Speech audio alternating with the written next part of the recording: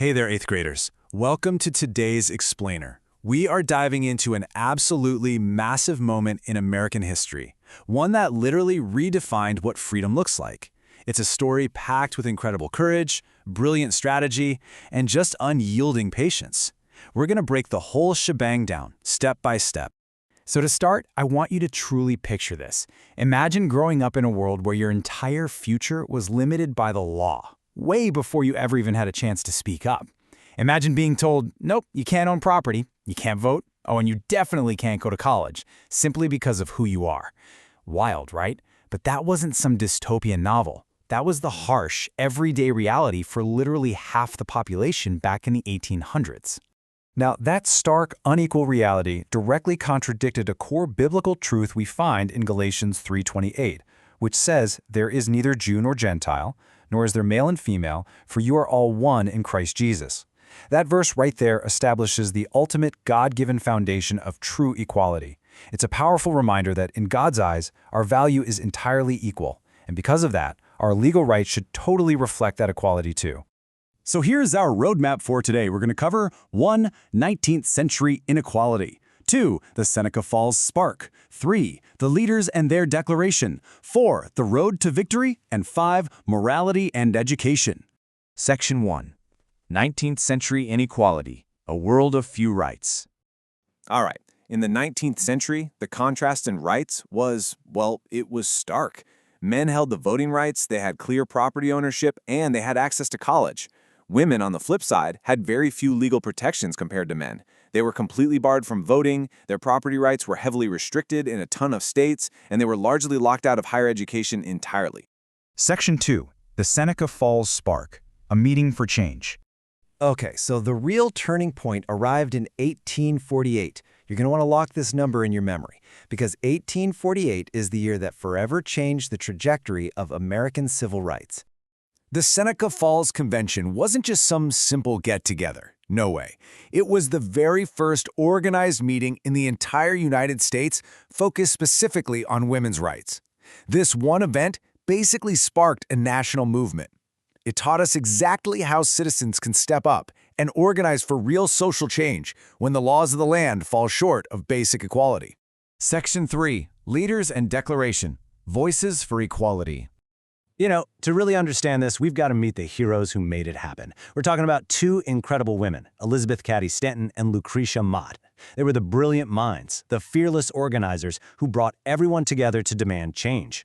Lucretia Mott was actually a Quaker minister and a super passionate abolitionist. She had already spent years fighting to end slavery before setting her sights on women's rights. And Elizabeth Cady Stanton, she was a leading voice for equality who took on the absolutely monumental task of writing the convention's guiding document, which was called the Declaration of Sentiments.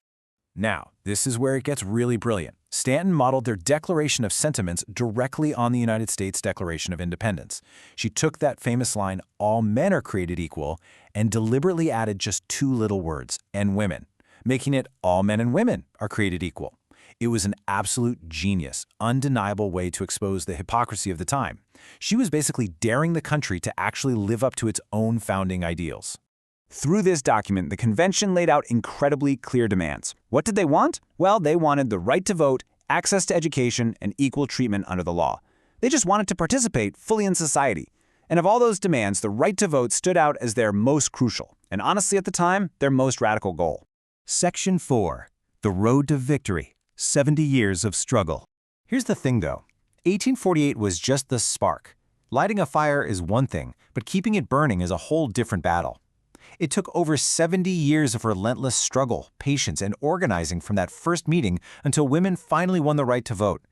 That happened with the ratification of the 19th Amendment in 1920.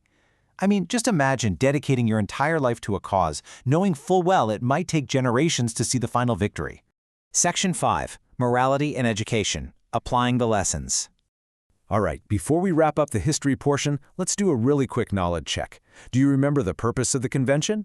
How about who wrote the Declaration of Sentiments? What year did women finally gain the vote? Can you name at least one core demand they made? And how did they brilliantly mirror the Declaration of Independence? If you've been following along, you're going to nail these. So you might be wondering, how does this fight for justice connect back to you? Well, it perfectly aligns with the HeroesMart Academy Godly Learner series. This philosophy insists that true education must be intertwined with biblical morality. We aren't just memorizing dates and facts here. We're learning how to view history through a righteous lens. Because, and this is super important, as we saw with the systemic injustices of the 19th century, education without morality is just going to hurt people. The wildly unfair laws of the 1800s were written by highly educated men. But honestly, what is the point of being smart and supposedly educated if you completely lack the moral compass to treat people equally? Intellect alone is never, ever enough. On the flip side, by grounding our knowledge in spiritual truth and morality, we get a promise from Romans chapter 8, verses 6 through 7, which guarantees peace of mind to everyone who keeps their minds spiritual. Doing that helps us avoid the pitfalls of a purely secular, sometimes really harmful intellect. It gives us the wisdom to use our education to lift others up, exactly like the leaders of the women's rights movement did. So I'm going to leave you with this final, vital question to think about. If it took brave leaders 70 long years to patiently change an unfair law, how will you use your godly education today to recognize injustice and patiently build a fairer world for tomorrow? How are you going to use the spiritual and educational tools you're gaining right now to become a light in the world? Thanks so much for hanging out with me for this explainer. Keep your mind spiritual and keep seeking justice.